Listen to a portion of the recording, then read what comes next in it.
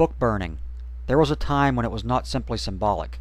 In the days before the digital era, before the mass market printing press, back in the days of the papyrus, the parchment, the scroll, the illuminated manuscript, the codex, and even in the early days of the printing press, book production was rare and time-consuming. The printed word didn't just represent a copy of a certain idea. A single manuscript could represent the totality of that manuscript's existence. Burning a book wasn't just a solitary act of defiance. Burning a book could literally mean eradicating the life's work of a dissenting mind and rendering it lost for all antiquity in a pyre of righteous indignation. Today, however, this simply is not the case. Book burning represents little more than a personal statement. It's the raising of one's symbolic middle finger to the ideas a book represents. But the ideas themselves are not destroyed in that fire. They can't be. They still exist in bookstores worldwide, or on the internet, or on the hard drives of Kindles, or in the private libraries of either they who wish to propagate the ideas or study them as cultural abominations.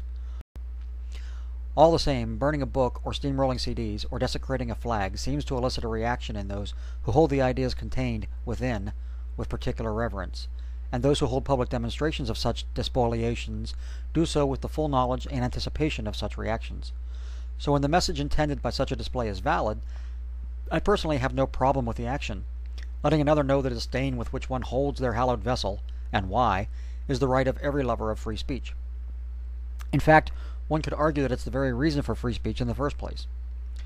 Yet when it comes to the now cancelled Burn a Koran Day that Terry Jones and his Dove Outreach planned for the 9th anniversary of 9/11, I simply couldn't get on board. I also hold the Koran in disdain, but I don't understand the reason, the why, for the ceremonial burning on that date. Islam wasn't responsible for 9/11. Radicals were. Terrorists were. Burn the manifesto of Osama bin Laden and I'm right there with you. Otherwise, you're just being an ass. Similarly, I don't plan to join my fellow liberals who plan to burn the battle flag of the Confederacy to commemorate the second annual Tea Party March on D.C. Even though I agree that the organization is riddled with narrow-minded bigots and has no cause other than to whine that they lost the White House to a black man 2 years ago. I just don't really see the point. When Fact vs. Religion stole a Eucharist wafer and smoked a passage of the Bible, she was making a point. We are not bound to your creed. When Got That Funk drew Muhammad, he was making the same point.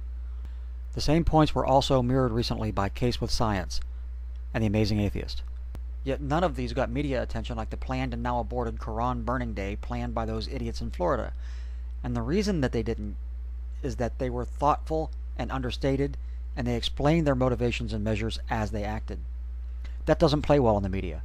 What does play well is the sight of a crazed group randomly destroying sacred relics with no background or context, and most importantly, with no explanation.